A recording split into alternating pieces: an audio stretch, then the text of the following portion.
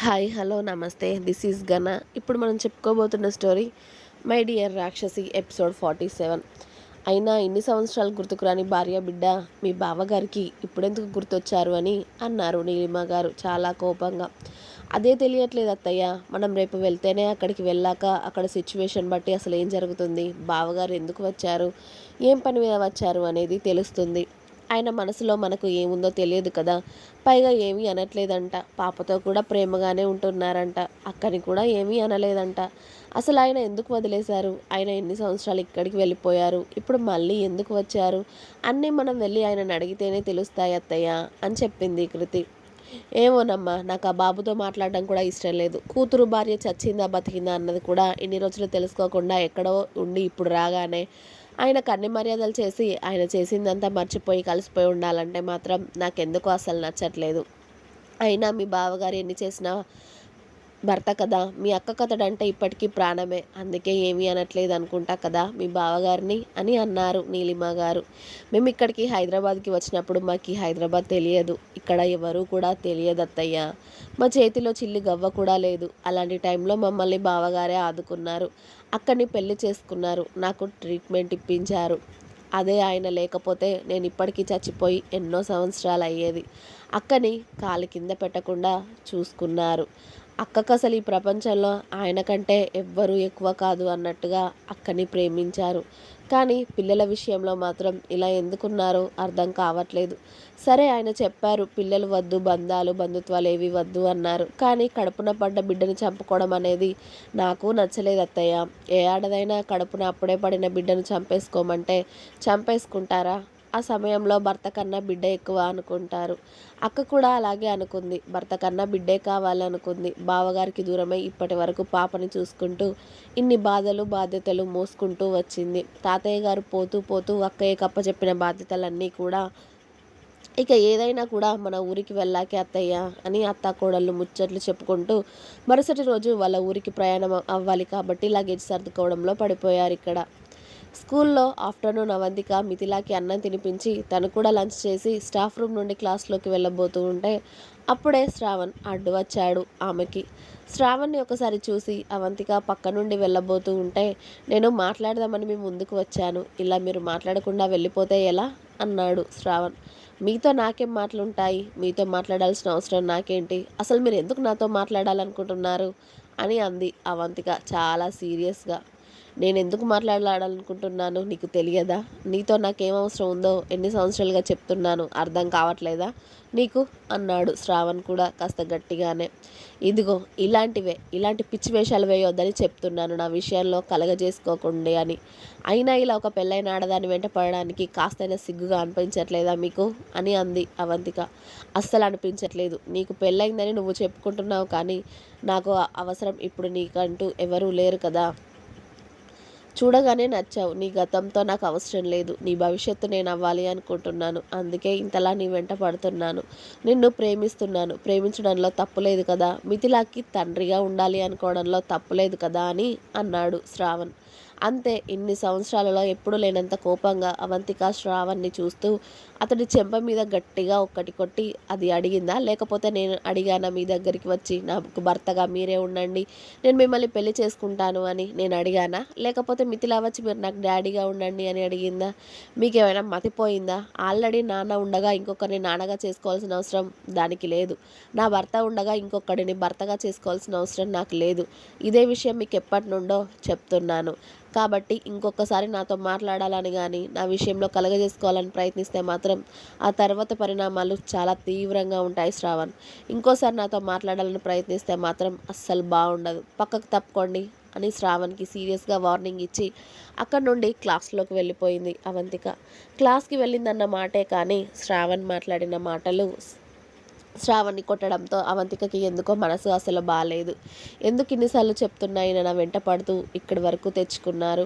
ఒకరితో కోపంగా మాట్లాడాలి అంటేనే నాకు భయంగా ఉంటుంది, అలాంటిది నాతో అన్ని మాటలు మాట్లాడి నాకు కోపం తెప్పించి ఈయన ఇక్కడి వరకు తెచ్చుకున్నారు. అవసరమా? చక్కగా ఆయన మరదలు ఉంది కదా, పెళ్లి చేసుకోవచ్చు కదా, కూతురున్న నేనే ఉన్నానా ఇప్పుడు పెళ్లి చేసుకోవడానికి అని శ్రావణ్ని కొట్టడంతో కాస్త బాధగా అనిపించి, పిల్లలందరికీ ఏదైనా హోంవర్క్ ఉంటే తీసి రాసుకోండిరా, క్లాస్ చెప్పడానికి ఇంట్రెస్ట్ లేదు నాకు, కాస్త హెల్త్ బాగాలేదు, మీరు కాస్త సైలెంట్గా ఉండి హోంవర్క్ రాసుకోండి అనగానే పాపం పిల్లలందరూ అవంతిక చెప్పినట్టుగానే అవంతిక చెప్పిన హోంవర్క్ రాసుకుంటూ సైలెంట్గా ఉన్నారు. అవంతిక కుర్చీలో కూర్చొని తన ముందున్న టేబుల్పై చేతులు పెట్టుకొని తల పట్టుకొని కూర్చుంటుంది. శ్రావణ్కి చాలా బాధగా అనిపిస్తుంది అవంతిక మాట్లాడిన మాటలకి. ఎందుకంటే తనని చూడగానే ప్రేమించాడు, తనకి పెళ్ళయిందని తెలియలేదు. తెలిసి పాప ఉందన్న తర్వాత కూడా అతడి ఫీలింగ్స్ మారకపోవడంతో ఆమె ఒంటరి అమ్మాయి అని, తనకెవరూ లేరు అని నిజంగా అవంతికని మనస్ఫూర్తిగా ప్రేమించాడు. కాబట్టి ఆమెను పెళ్లి చేసుకోవాలి అనుకున్నాడు. మిథిల అంటే కూడా చాలా ఇష్టం శ్రావణ్కి. అందుకే ఆమెకి పెళ్లి ప్రపోజల్ ఆమె ముందు పెడుతూ వస్తున్నాడు. కానీ అవంతిక ఈరోజు ఖచ్చితంగా నేను నిన్ను పెళ్లి చేసుకోలేను, నాకు భర్త, మిథిలకి తండ్రి ఉన్నాడని చెప్పడంతో అతడికి బాధగా అనిపించేసి కళ్ళల్లోకి వచ్చిన నీళ్లను అక్కడే అదిమేసి ఇక స్కూల్లో ఉండాలి అనిపించక ప్రిన్సిపల్ గారికి చెప్పి ఇంటికి వెళ్ళిపోయాడు. ఆ రోజు మధ్యాహ్నం శ్రావణ్ తన బైక్ మీద ఇంట్లోకి వెళ్ళడం చూసిన ప్రసన్న వెంటనే వాళ్ళ ఇంట్లో నుండి పరిగెత్తుకొని శ్రావణ్ వాళ్ళ ఇంటికి వస్తుంది. ఎందుకంటే వాళ్ళ బావ రోజు కరెక్ట్ స్కూల్ టైం అయిపోయిన వెంటనే సాయంత్రం ఇంటికి వస్తాడు. అలా కాకుండా ఇలా ఈరోజు మధ్యాహ్నమే రావడంతో ఏమై ఉంటుంది బావకి, ఏదైనా హెల్త్ బాగాలేదా అనుకుంటూ వచ్చేసరికి శ్రావణ్ బైక్ని బయటే పార్క్ చేసి ఇంట్లోకి డల్గా వెళ్తుండడం గమనించి ప్రసన్న వెంటనే వాళ్ళ రూమ్లోకి వెళ్ళేసరికి శ్రావణ్ హాల్లో సోఫాలో డల్గా కూర్చొని కనిపిస్తాడు. అతడిని అలా చూడగానే ప్రసన్న కంగారుగా వెళ్ళి అతడి ముందు మోకాళ్ళ మీద కూర్చొని, బావా ఏమైంది, ఈరోజు మధ్యాహ్నమే వచ్చేసావు, లంచ్ చేయలేదా, బాక్స్ పెట్టేశాను కదా నీకు ఉదయాన్నే, ఏమైంది, హెల్త్ బాగాలేదా, ఫీవర్ ఏమైనా వచ్చిందా అని శ్రావణ్ నుదుటిన మెడ మీద చేపెట్టి చెక్ చేసి చల్లగానే అనిపించడంతో, ఏమైంది బావా, ఎందుకు మధ్యాహ్నం వచ్చేసావంటే చెప్పట్లేదు, ఏంటి చెప్పు, ఏమైనా జరిగిందా అని ప్రసన్న కంగారుగా అడుగుతుంటే శ్రావణ్ ప్రసన్న కళ్ళల్లోకి చూశాడు. ఆమె కళ్ళల్లో ఆరాటం, కంగారు, అతడి గురించి బాధ కనిపిస్తుంటే వెంటనే ఒక్క నిమిషం ఆలస్యం చేయకుండా ఆమెను గట్టిగా హత్తుకున్నాడు. ఎప్పుడూ చీపు అని ఆమెను కనీసం దగ్గరికి రానివ్వకుండా ఇంట్లో నుండి వెళ్ళిపోమనే బావ ఇవాళ ఎందుకలా చేశాడు అర్థం కాని ప్రసన్న ఒక్కసారిగా షాక్ అయిపోయి అతడి పట్టులో అతడు ఎందుకో బాధపడుతున్నాడు అనిపించి అతడి వెన్ను నిమురుతూ 2 నిమిషాల తర్వాత, ఏమైంది బావా, ఏం జరిగిందో నాకు చెప్పకూడదా అని అడిగింది ప్రసన్న కాస్త మెల్లిగా. ఎందుకో అవంతిక దగ్గర జరిగిన విషయం ప్రసన్నకి చెప్పాలి అనిపించక అతడు ఆమెకి అంత దగ్గరగా వెళ్ళడంతో వెంటనే ఆమెను వదిలి, సారీ ప్రసన్న, ఏమనుకోకు, ఏదో బాధలో అలా పట్టుకున్నాను అంతే, తప్పుగా అనుకోకు, సారీ, కాస్త హెడేక్గా ఉంది, పడుకుంటాను, డిస్టర్బ్ చేయకని శ్రావణ్ బెడ్రూమ్లోకి వెళ్ళి డోర్ లాక్ చేసుకున్నాడు ప్రసన్న రూమ్లోకి రాకుండా. ఏమైంది బావా, ఎప్పుడు ఇంతలా బాధపడలేదు, మరి ఇప్పుడు ఎందుకు ఇవాళ ఇలా ఉన్నాడు, కదిలిస్తే ఏడ్చేలా ఉన్నాడు, అసలు ఏమైంది అనుకొని ప్రసన్న కాసేపు వాళ్ళ బావ బయటికి వస్తాడేమో అని చాలాసేపు ఎదురు చూసింది. కానీ శ్రావణ్ అసలు బయటికి రాలేదు. బావ ఎవరి గురించి అయినా ఇంతలా ఆలోచిస్తాడంటే ఆ టీచర్ అమ్మ అవంతిక గురించి, అవును అని ప్రసన్నకి ఏదో బల్బు వెలిగినట్టుగా, అవును ఆ టీచర్ అమ్మ గురించే బావ అంతలా ఆలోచిస్తాడు. ఇప్పుడు ఇంత బాధపడుతున్నాడంటే అవంతిక గురించేనా, అసలు ఏమై ఉంటుంది, ఇప్పుడు బావని అడిగితే చెప్పేలా లేడు, తన దగ్గరికి వెళ్తేనే నాకు ఈ సమాధానం దొరికేలా ఉంది అని ప్రసన్న టైం చూసేసరికి అప్పటికి 4 అవుతుంది. వామ్మో, ఇంకో హాఫ్ అన్ అవర్లో స్కూల్ టైం అయిపోతుంది, తను ఇంటికి వెళ్ళిపోతుంది. ఇంటికి వెళ్ళిపోతే తను ఇంటికి వెళ్ళి ఈ మాటలు మాట్లాడడం బాగోదు, స్కూల్ దగ్గర తనని కలవాలి అని చెప్పి ప్రసన్న మళ్ళీ వాళ్ళ ఇంటికి పరుగు తీసి తన స్కూటీ తీసుకొని ఫాస్ట్గా స్కూల్కి వెళ్ళింది. తను వెళ్ళేసరికి అందరు పిల్లలు వెళ్తూ ఉండగా అవంతిక తన క్లాస్ పిల్లలందరినీ పంపించేసి స్టాఫ్ రూమ్కి వెళ్ళి తన బ్యాగ్ తీసుకొని మిథిలాని కూడా పట్టుకొని పార్కింగ్లో ఉన్న తన స్కూటీ దగ్గరికి రావడంతో అప్పుడే ప్రసన్న అవంతిక స్కూటీ ముందు ఆయాసంగా స్కూటీ ఆపి, హలో అండి అని అంది అవంతికని చూసి.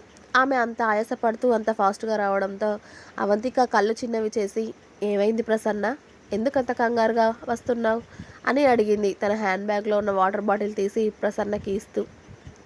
మీతో కొంచెం మాట్లాడాలి టీచర్ అమ్మ, కుదురుతుందా అని అడిగింది ప్రసన్న వాటర్ తాగుతూ. సరే, నువ్వు ముందు కంగారు పడకుండా కాసిన్ని వాటర్ తాగి కాసేపు పక్కన కూర్చో అని మిథిల, అదిగో అక్కడ ఆడుకో తల్లి నువ్వు అని గ్రౌండ్లో కొందరు పిల్లలు ఆడుకుంటూ ఉంటే మిథిలాని అక్కడికి పంపించేసి కూతుర్ని చూసుకుంటూనే ప్రసన్న పక్కన కూర్చొని ప్రసన్న సర్దుకున్నాక, చెప్పు ప్రసన్న, ఏమైంది, ఏం మాట్లాడాలి నాతో, అంత కంగారుగా ఎందుకు వచ్చావు నా దగ్గరికి అని అడిగింది అవంతిక. అది టీచర్ అమ్మ. బావ ఇప్పుడు లేనిది స్కూల్ నుండి మధ్యాహ్నం ఇంటికి వచ్చాడు. ఇక్కడ ఏదైనా జరిగిందా? మా బావ చాలా బాధపడుతున్నాడు. ఎప్పుడూ లేనిది నన్ను హత్తుకొని చాలా బాధపడ్డాడు. సారీ ఏమనుకోకు, ఏదో బాధలో పట్టుకున్నానని చెప్పి మళ్ళీ రూమ్లోకి వెళ్ళి డోర్ వేసుకున్నాడు. మా బావని అడిగితే చెప్పాడు కదా, మీ దగ్గరికి వచ్చాను. మా బావ ఎక్కువగా ఎవరి గురించి ఆలోచిస్తాడంటే అది మీ గురించే. మా బావ ఇప్పుడు అంతలా బాధపడుతున్నాడంటే కూడా అదే ఇప్పుడు మీ వల్లే అయి ఉంటుంది. ఏదైనా జరిగిందా మీ మధ్య? అసలు మా బావకి ఏమైంది? ఎందుకు ఆయన అలా ఉన్నాడు? మీకేమైనా తెలిస్తే కాస్త చెప్తారా అని అడిగింది ప్రసన్న.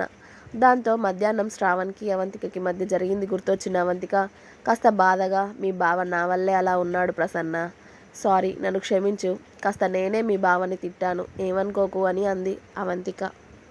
అసలు ఏమైంది టీచర్ అమ్మ, మీరెందుకు మా బావని తిట్టారు? మా బావ ఏమైనా అన్నాడా మిమ్మల్ని అని అడిగింది ప్రసన్న.